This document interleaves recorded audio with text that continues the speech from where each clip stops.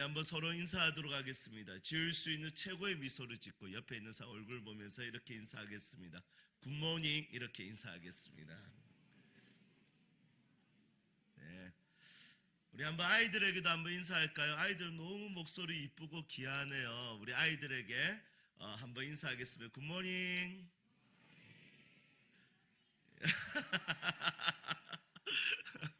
너무 귀엽습니다. 저는 이 아이들이 너무 부러워요. 왜냐하면 저는 모태신앙이 아니거든요. 저는 제가 고등학교 2학년 때 제가 먼저 교회를 다녔고 저희 부모님이 저를 통해서 예수님을 알게 되었습니다. 그래서 저는 어린 시절에 이렇게 특별 새벽기도, 어린 시절에 뭐 교회 학교 이런 것을 하나도 경험 못하고 고2 때 제가 처음으로 짝사랑했던 자매가 교회 들어가는 거 뭐 따라 들어가면서 이렇게 신앙생활을 시작하게 되었습니다. 이 아이들 보니까 참 너무 부럽다라는 생각이 들고요. 또 이 아이들처럼 저희 자녀들 3명이 지금 이렇게 교회 학교 안에서 자라고 있는데 너무 복되다고 생각합니다. 우리 사랑하는 친구들이 남성교회 안에서 정말 사랑 많이 받으면서 기도 많이 받으면서 자라서 이 세상을 어깨 펴고 가슴 펴고 당당하게 살 수 있기를 주님의 이름으로 축복합니다. 너희들을 축복해? 예.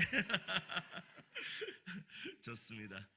아이들 눈높이에 맞춰서 오늘 저는 저희 첫째 아들 이야기로 한번 시작해 보도록 하겠습니다. 저희 첫째 아들이 6살 때 정말 좋아했던 만화가 있었어요. 그 만화가 뭐냐면 카봇이라는 만화입니다. 알지?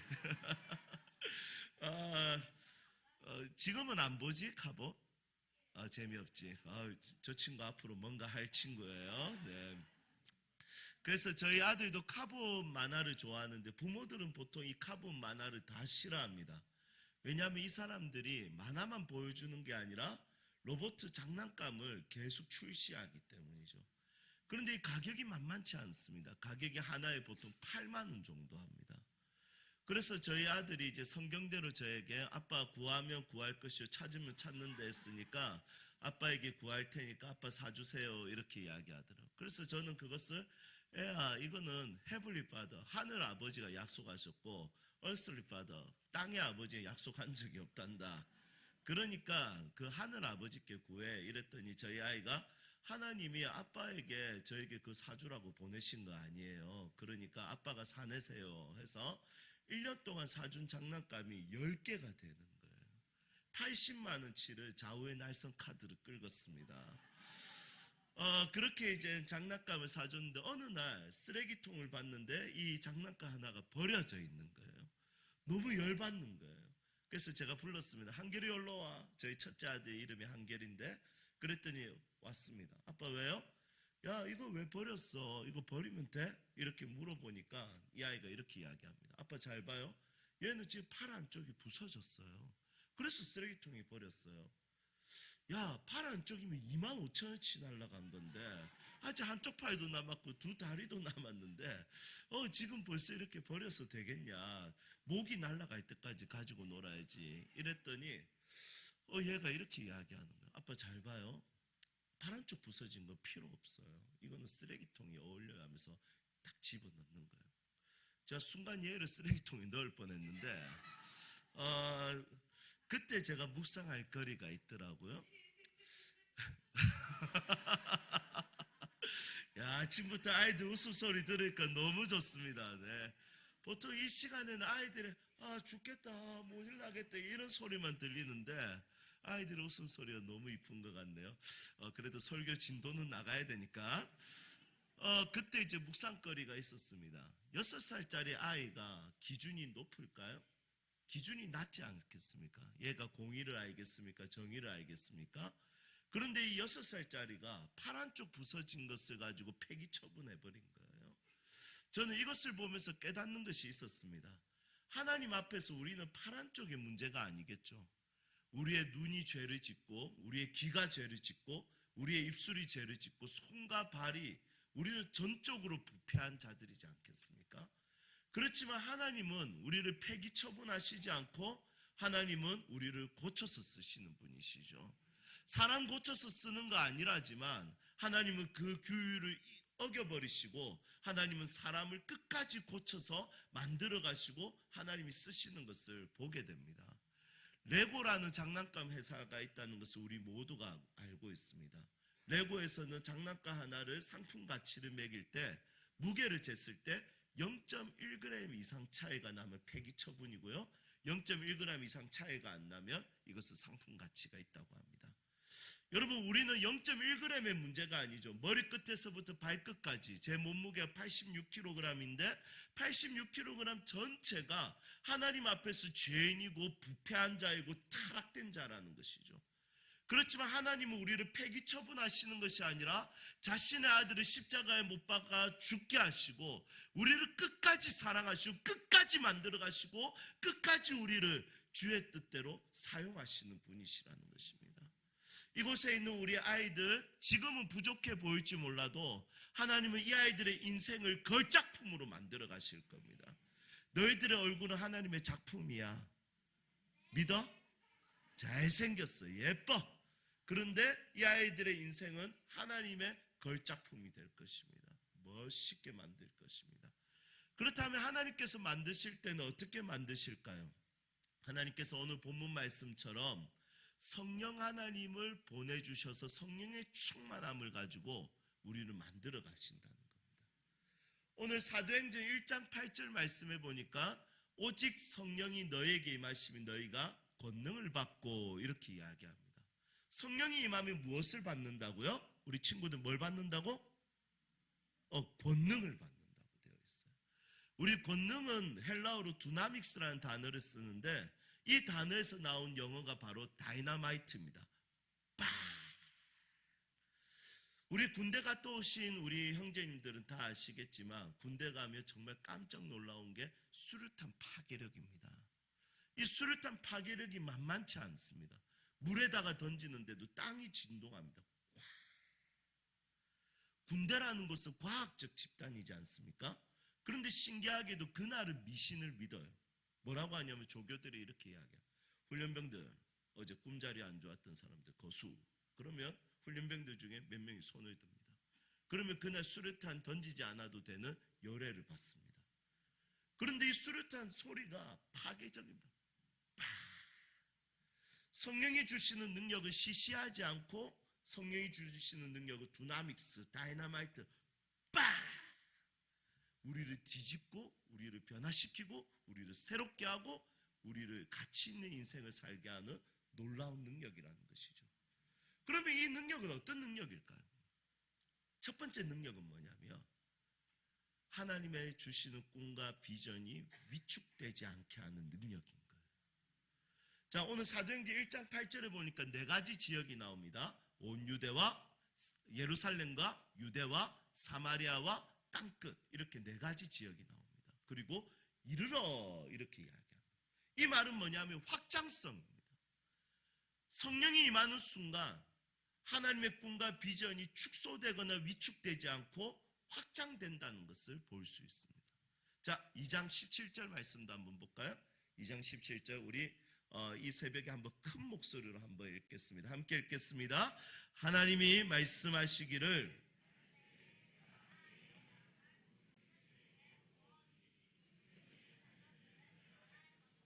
너희의 젊은이들은 환상을 보고 너희의 늙은이들은 꿈을 꾸리라. 아멘.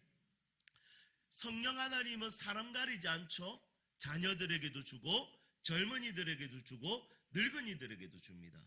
성령 하나님은 목사의 전유물이 아니라 성령 하나님은 이 꼬마 아이들에게도 함께 하시는 분이십니다. 머리끝에서부터 발끝까지 함께 하셔서 이 아이들의 인생을 꿈꾸게 하시는 거죠. 자, 보세요. 우리 자녀들은 예언, 청년들은 환상, 늙은이들은 꿈. 성령이 임할 때 예언, 환상, 꿈, 이 단어를 씁니다. 예언, 환상, 꿈은 과거와 관련된 단어입니까? 미래와 관련된 단어입니까? 우리 친구들 너무 대답을 잘하네. 미래와 관련된 단어이죠. 예언, 앞을 이야기하는 겁니다. 환상, 환상도 꿈, 비전이라는 뜻이에요. 그리고 늙은이들도 꿈을 꾸리라 이렇게 이야기합니다. 그래서 성령이 임하면 미래적 삶을 사는 거예요. 마음껏 꿈꾸는 인생이 되는 겁니다. 자, 자녀들은 과거를 이야기하는 게 어울릴까요? 미래를 이야기하는 게 어울릴까요?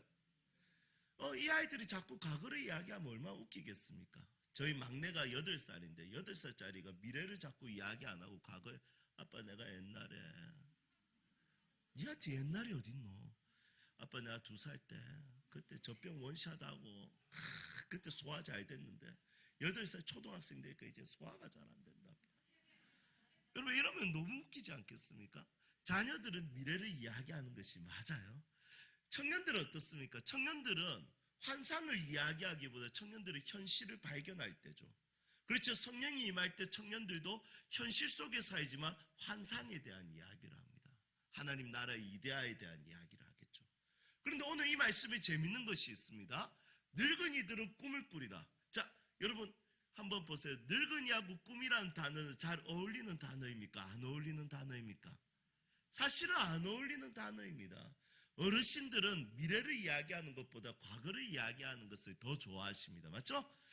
저희 외할아버지도 항상 과거를 이야기했습니다. 종아야 내가 20대 때 진짜 잘생겼었다. 전 그 거짓말인 줄 압니다. 왜냐하면 똑같은 피인데 제가 지금 못생겼지 않습니까? 그러니까 할아버지 거짓말인가 합니다. 그런데 저희 할아버지가 이렇게 이야기합니다. 너가 이 할배가 너무 잘생기니까 맨날 따라다니면서 사랑한다 말하고, 그럼 저희 외할머니가 그거 듣고 이 영감쟁이가 미쳤냐면서 내가 니를 언제 따라다녔냐면서 두 분이서 치고받고 싸우는 걸 본 적이 있습니다. 여러분 전부 다 과거 이야기하는 것을 어르신들은 좋아하는 거죠. 차라리 자녀들은 꿈을 꾸리라 이게 더 어울리고요. 늙은이들은 예언이라는 좀 고급적인 단어를 썼으면 그래도 이해를 하겠습니다. 그런데 오늘 이 말씀에 보니까 성령이 임하니까 어르신들도 꿈꾸는 사람들이 된다는 것이죠. 그러니까 성령 하나님은 누구든지 꿈꾸게 하는 거예요. 누구든지 비전을 가지게 하는 거예요. 누구든지 소망을 가지게 하는 것입니다. 18절에 보니까 더 미래를 말할 수 없는 사람들이 나와요. 18절 말씀 한번 볼까요? 자, 우리 친구들 한번 크게 읽을 수 있을까요? 네, 할 수 있습니까? 자, 큰 소리로 시작.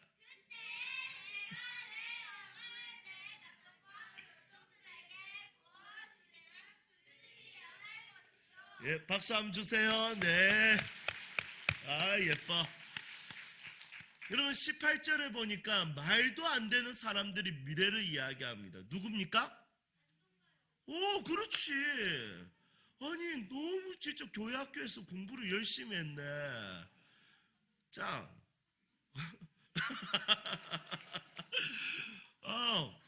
남종과 여종들이 예언한대요. 종들은 사실은 미래를 이야기하기에는 진짜 주인이 밥 주면 밥 먹을 수 있고 주인이 때리면 맞아야 되고 주인이 시키는 대로 해야 되는 사람들인데 이 종들이 미래를 이야기한다는 것은 너무 웃긴 이야기라는 거예요. 하지만 성령이 임하는 순간 어떻게 되냐면 종들도 미래를 이야기하기 시작하는 거예요. 그런데 놀라운 게 있어요. 늙은이도 종들도 그 수준만큼의 꿈을 이야기하는 게 아니라 이 꿈의 크기와 이 꿈의 사이즈가 기록된 것이 있는데 그 사이즈가 어디에 기록되어 있냐면 21절에 기록되어 있습니다. 자, 21절 한번 볼까요? 꿈의 크기입니다. 누구든지 주의 이름을 부르는 자는 구원을 받으리라 하였느니라. 아멘. 여기에 보면 종들이 종들 수준만큼의 꿈이 아니라 지구적인 꿈을 꿔요. 이 종들이 종들 수준의 꿈이 아니라 2000년, 3000년 예수님이 다시 오실 때까지의 시간적 길이, 먼 길이의 꿈을 꿉니다. 그 단어가 뭡니까? 누구든지에 대한 단어예요. 이 누구든지는 다시 사도행전 1장 8절에 보면 온 예루살렘과 유대와 사마리아와 땅끝에 대한 예언인 거예요. 그러니까 이 누구든지에 대한 단어는 지구적인 예언이고요. 이 누구든지에 대한 단어는 2000년이 지난 지금 제 삶에 일어난 이야기고 여러분들 삶에 이루어진 꿈이라는 거예요.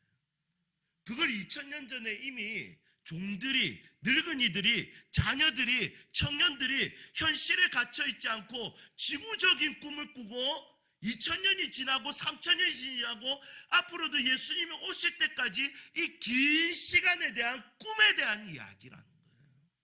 그러니까 성령 하나님은 너는 종이니까 종만큼 꿈꿔라면서 꿈이 위축되는 꿈이 아니라 성령님이 주시는 꿈은 큰 꿈이에요. 넓은 꿈이에요. 확장된 꿈이에요. 그래서 예수님께서 지상 대명령을 주실 때도 마태복음 28장 18절에서 20절에 보면 하늘과 땅의 권세를 너에게 주셨으니 너는 가서 모든 민족을 제자로 삼아. 제자들에게 주신 필드는 그 동네가 아니라 모든 민족, 열방이었던 것입니다. 저는 이 아이들에게 오늘 이 시간 성령 하나님께서 역사하여 주셔서 열방에 대한 꿈을 꿨으면 좋겠습니다. 그냥 이것은 비현실적인 이야기가 아니라 성령께서 성경에서 이렇게 기록하고 있습니다. 모든 민족에 대한 꿈이라는 것이죠. 위축될 필요 없습니다. 나 공부 좀 못한다고 위축될 필요 없습니다. 얼굴 조금 못생겼다고 해서 위축될 필요 없습니다. 다른 친구들보다 운동 조금 못한다고 해서 이 친구들의 꿈이 위축될 필요가 없습니다. 왜냐하면 성령 하나님은 꿈꾸게 하시는 영이시기 때문입니다. 저는 아까 우리 헌금을 위해서 목사님 기도할 때 마음에 확 왔던 단어들이 있었습니다. 그게 뭐냐면 우리 한 친구가 아토피가 있나 봐요. 아토피를 하나님 고쳐주십시오라고 하는 기도를 제가 들었을 때 제 마음에 공감이 너무 많이 되었습니다. 누군지 모르겠지만 오늘 하나님께서 만져주셔서 아토피가 치유될지어다. 저도 아토피가 있었습니다. 머리끝에서부터 발끝까지 아토피가 가득했습니다. 이 이마가 각질이 다 벗겨지고 피부가 각질이 다 벗겨졌었습니다. 그래서 얼굴을 들고 다닐 수가 없었습니다. 꿈이고 비전이고 이런 거 전혀 꿈꿀 수가 없었습니다. 왜냐하면 고개도 들고 다니지 못했습니다. 자고 일어나면 베개에 피가 가득했습니다. 그리고 온 전신에 긁어서 온몸이 피투성이었습니다. 그렇게 초등학생을 보내고 10대를 보내고 20대를 보냈습니다. 정말 하나님 앞에서 정말 꿈꾸기에는 제 모습이 너무 보잘것없어 보였습니다. 이 아토피가 있는 친구들은 정신적인 치료도 같이 받아라는 말도 있거든요. 왜냐하면 마음이 너무 위축되기 때문입니다. 그래서 저는 꿈꿀 수도 없었고 비전을 가질 수도 없었던 이유가 뭐냐면 아토피 때문에 남들 앞에서 제 꿈 이야기하는 것도 부끄러웠고 친구들이 종종 놀리면서 종아 너는 좀 씻고 다녀 이런 이야기를 너무 많이 들었고 상처를 받았었습니다. 그런데 놀랍게도 하나님께서 20대 초반에 머리끝에서부터 발끝까지 깨끗하게 고쳐주셨습니다. 그리고 꿈꾸게 하셨습니다. 하나님 저를 설교자로 사용해 주십시오라고 기도했을 때 하나님은 전국적으로 다니는 강사가 되게 하셨고 해외에서 설교하는 자가 되게 해 주십시오 기도했을 때 코스타 강사가 되게 하셨고 하나님 제가 기독교 대안학교 다음 세대를 위한 학교를 설립할 수 있게 해주십시오라고 기도했을 때 하나님께서 교장 선생님이 되게 하셨습니다. 저는 부족하고 연약하지만 하나님은 부족하지 않습니다. 하나님은 꿈을 우리의 인생의 틀에 담으시는 분이십니다. 이곳에 있는 우리 사랑하는 유초등부 아이들이 하나님의 꿈을 담는 틀이라는 것입니다. 하나님의 꿈은 기업에 담는 것이 아니라 하나님의 꿈은 자녀들에게 담는 것이고 하나님의 사람들에게 담는 것입니다. 하나님의 꿈은 이 아이들의 인생에 담기게 될 것입니다. 오늘 이 시간 성령께서 이 아이들에게 마음껏 꿈꾸게 하는 놀라운 일들이 일어나기를 소망합니다. 저는 태어나서 4살 때까지 엄마도 아빠도 못했습니다. 말을 못했답니다. 그런데 어느 날 말을 하기 시작했답니다. 그래서 식탁에서 부모님이 말을 하려고 했더니 부모님 난리 났습니다. 그래 엄마 해봐 아빠 해봐 그래 종아 해봐 할 수 있어 넌 말할 수 있어 고기 이랬답니다. 그때부터 말을 하기 시작했는데 안타깝게도 말을 많이 더듬었다고 합니다. 그래서 이제 모교에서 처음으로 이제 교육전도사가 됐을 때 설교가 제일 힘들었습니다. 여러분 설교 쉬워 보이지만 설교 진짜 어렵습니다. 성경 딱 펴는 순간 여러분 뭐가 뭔지 하나도 모르겠습니다. 하나님은 왜 이렇게 성경을 두껍게 주셨는지 모르겠습니다. 그래서 설교가 진짜 힘든데 어느 날 담임 목사님이 너 수요일날 설교에 이러시더라고요. 그래서 제가 목사님 진짜 힘들 것 같습니다. 아니야 해봐 너 순종해. 예, 알겠습니다. 그리고 일주일 동안 설교 준비를 열심히 했습니다. 원고를 치고 외우고 거울 보면서 연습했습니다. 이때는 고함을 지르고, 이때는 살살 말하고, 이때는 손을 이렇게 두 손으로 하고, 나중에 도저히 안 되면 울어야지 하면서 우는 연습하고. 그리고 이제 수요일이 되었습니다. 설교를 시작했습니다. 7시 30분에 예배가 시작되고 제가 앞에 섰을 때가 7시 40분이었습니다. 열심히 살아계십니다. 여러분 믿으세요. RT입니다. 하나님께서 함께 하시니까 비전과 꿈을 가지십시오. 나중에 도저히 안 돼서 막 울고 막 이랬습니다. 그리고 이제 설교하고 기도하고 내려왔는데 7시 44분인 거예요. 몇 분 만에 마쳤습니까? 4분 만에. 온 성도들이 은혜 받았습니다. 왜냐하면 가장 위대한 설교는 짧은 설교이기 때문에. 집사님들 나가면서 전부 악수하면서 너무 은혜 많이 받았습니다.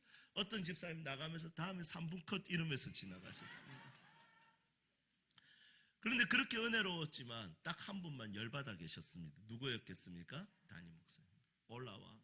그냥 올라갔더니 너 설교 맡겨놨더니 이게 뭐야? 네가 설교한다고 말도 안 돼. 네가 설교, 너는 앞으로 네가 설교할 수 있을 것 같아. 대가리 박아, 머리 박고 막 난리 났었습니다.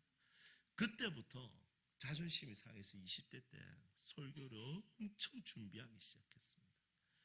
10년 동안 책을 1,500권을 사서 읽고 CGN TV에 들어가서 모든 세미나는 다 듣고 그것을 외우고 익히고 고민하고 생각했습니다. 그랬더니 이제 설교에 대해서 조금 알 것 같습니다. 여러분, 저는 말을 더듬는 사람이었습니다. 저는 부족한 사람이었습니다. 연약한 사람이었습니다. 하지만 한 번도 예수님을 믿고 제 꿈이 위축된 적은 없었습니다. 제가 잘났던 적도 한 번도 없었지만 하나님이 꿈꾸게 하시는 분이었습니다. 이 세상이 그렇더라고요. 계산대로 되지 않더라고요. 성적표대로 되지 않더라고요. 그 사람의 실력대로 되지 않더라고요. 항상 하나님이 함께 하실 때 부족하지만 하나님이 그 일을 이루시는 것을 보았습니다. 하나님은 자신의 뜻을 이룰 때 하나님의 백성들에게 하나님의 꿈과 비전을 충만하게 하셔서 그것을 이루어 가시는 것을 보았습니다. 이 땅에 다음 세대들이 꿈꾸는 사람들이 되기 위해서는 스펙의 문제가 아니라 공부의 문제가 아니라 결국에는 성령 하나님의 지배를 받아야 됩니다. 우리 아이들이 성령의 충만함 받아서 이 말씀처럼 마음껏 미래를 꿈꿀 수 있기를 주님의 이름으로 축복합니다. 마지막으로 하나 더 나누겠습니다. 성령이 임하면 어떤 능력을 받냐면 복음에 대한 확신을 가지게 됩니다. 자, 21절에 보니까 누구든지 주의 이름을 부르는 자는 구원을 받으리라 하신다.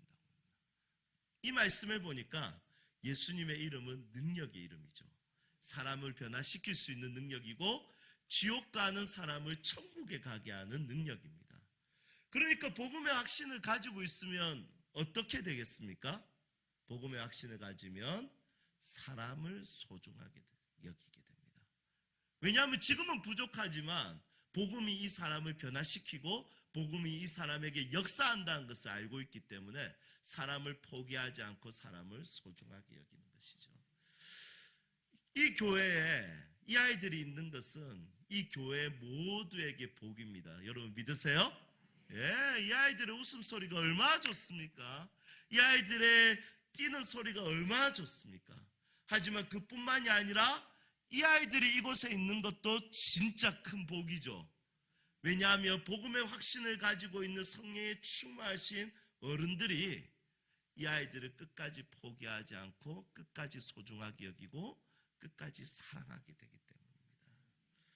저는 소년원 사역을 15년 동안 했습니다. 그러다 보니까 교회를 개척할 때 함께 개척할 사람이 없었습니다. 왜냐하면 다음 세대 사역만 했거든요. 그래서 저는 개척할 때 너무 할 일이 없어가지고 소년원에서 태어난 아이들을 잡아서 왔어요. 그 아이들이 5명이 있었습니다. 이 5명이 진짜 골치 아픈 아이들이에요. 이 아이들 데리고 예배 드리는 것이 쉬운 일이 아닙니다. 소년원 아이들이니까 얼마나 입이 거칠겠습니까? 그래서 제가 이렇게 설교하면 첫 번째는 생각이 없으니까 제가 살아계신 하나님 이러면 얘는 바로 설교 시간에 돌아가신 하나님 이렇게 대답합니다. 그리고 두 번째는 천주교를 다니는 애예요. 그래서 예배 드릴 때마다 항상 이걸 끄고 있습니다.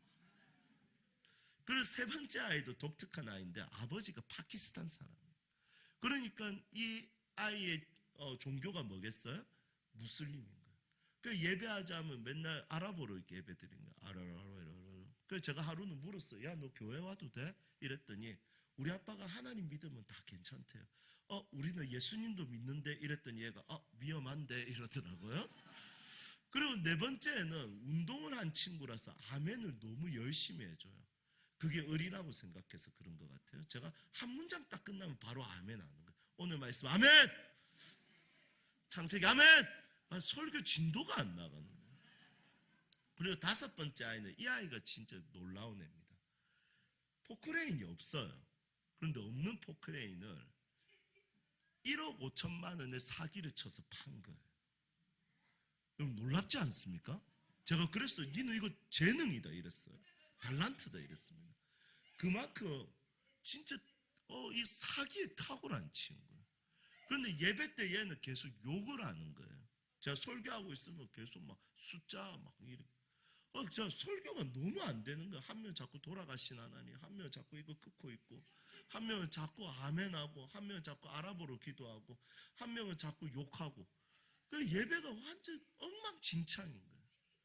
그런데 아까 그 다섯 번째 있지 않습니까? 이 아이는 결국에 직업도 일수하는 애가 된 거예요. 100만 원을 빌려주고 그 다음 주에 50% 이자를 받아서. 그래서 저에게도 문자가 종종 왔어요. 목사님 그점 필요할 때 언제든지 연락 주십시오. 그래서 제가 니한테는 돈 안 빌린다 이랬거든요. 그런데 이 친구가 어머니가 계신데 어머님이 집사님이세요. 하루는 같이 식사를 하는데 이 집사님이 이렇게 이야기해요. 목사님 저는 우리 애가 선교사가 되면 좋겠어요. 그래서 제가 식사하다가 딱 숟가락 내려놓고 뭐라고요? 집사님 지금 선교사 우습게 봅니까? 지금 애가 없는 포크레인 1억 5천에 팔고 지금 보험 사기로 벌써 정가 3범에다가 지금 급전 필요하면 그 목사한테 급전 필요하면 연락 달라고 하는 이 애가 선교사예요. 집사님 선교사 너무 우습게 보면 안 됩니다. 집사님 이 애는 지금 선교사가 문제가 아니라 집에 들어올 수 있도록 집을 좀 따뜻하게 해주십시오. 그랬더니 집사님 좀 실망하셨는지 그냥 조용히 식사를 하시더라고요. 그리고 헤어지는데 이 집사님이 집에 가면서 이야기하는 거예요. 목사님 저는 그래도 우리 애가 선교사 될 것 같아요 이러시죠. 그래서 제가 가면서 안 될 걸 이러고 왔어요. 여러분 누가 더 합리적입니까? 저는 제가 더 합리적이라고 생각했습니다. 그런데 제가 이 사도행전 2장 21절 말씀을 집에 와서 읽은 거예요. 이 말씀을 읽는데 딱 깨달아지는 거예요. 저는 누구든지에서 이 아이를 제외시켰던 거예요. 누구든지에서 이 아이를 제외시켰던 거예요. 하지만 이 어머니는 성령 안에서 거기에 대한 믿음이 있었던 겁니다. 누구든지의 자기 아들이 있고 이 아들이 예수님 믿으면 언제든지 변화되고 구원받을 수 있다는 확신이 있었습니다. 남성교회의 믿음의 다음 세대들 이 아이들이 누구든지에서 제외될 일은 없습니다. 언약의 자녀들이기 때문입니다. 이 교회 다니는 한은 끝까지 우리 믿음의 어른들의 사랑을 받을 겁니다. 기도를 받게 될 것입니다. 그리고 이 아이들은 마음껏 꿈꾸는 인생이 될 것입니다. 여러분 동의하십니까? 우리 사랑하는 친구들 아멘? 더 크게 아멘? 더 크게! 좋았어. 너희들 너무 소중하고 너무 사랑스러워. 마음껏 꿈꿀 수 있고 이 교회를 다니면서 마음껏 사랑받았으면 좋겠습니다. 할렐루야! 이 시간 우리